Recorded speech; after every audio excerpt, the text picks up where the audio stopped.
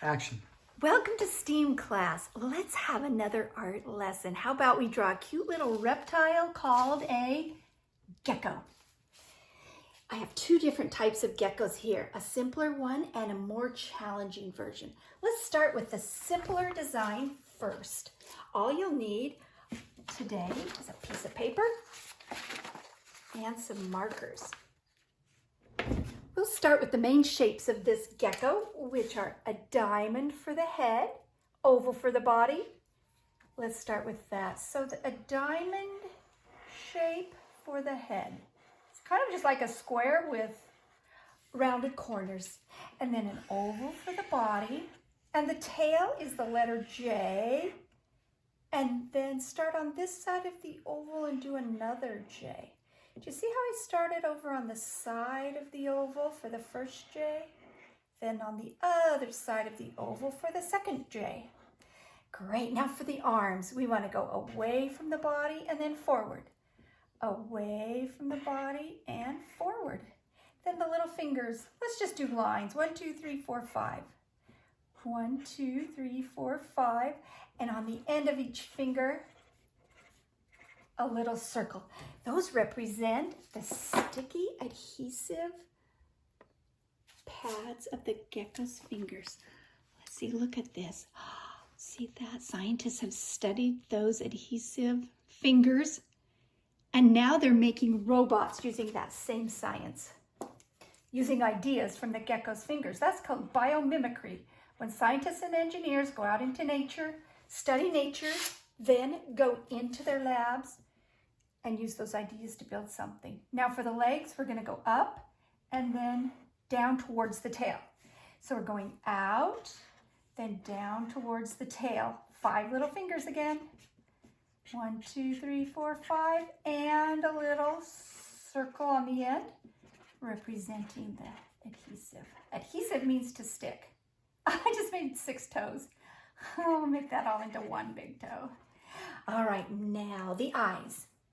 Eyes are kind of on the side of the gecko's head side, and they are round, but then the pupil is not a little black circle like in humans. Look at that pupil.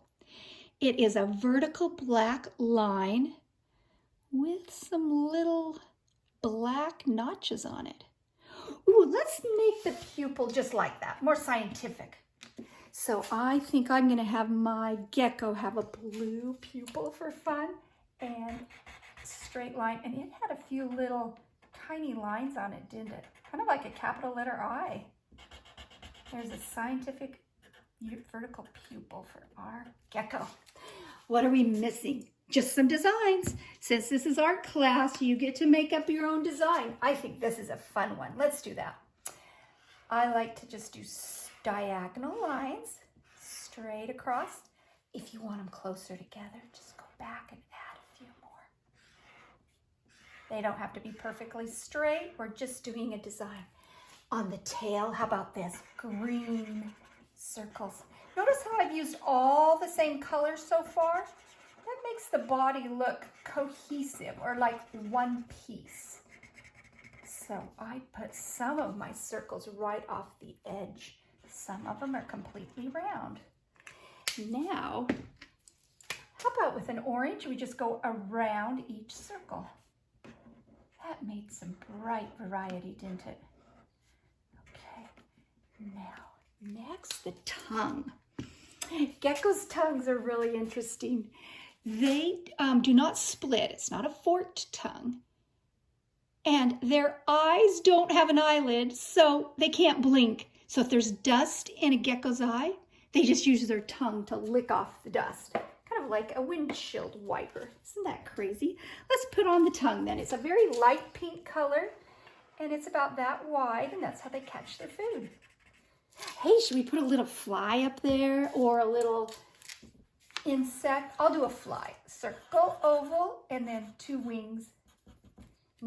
That gecko's getting ready to have lunch.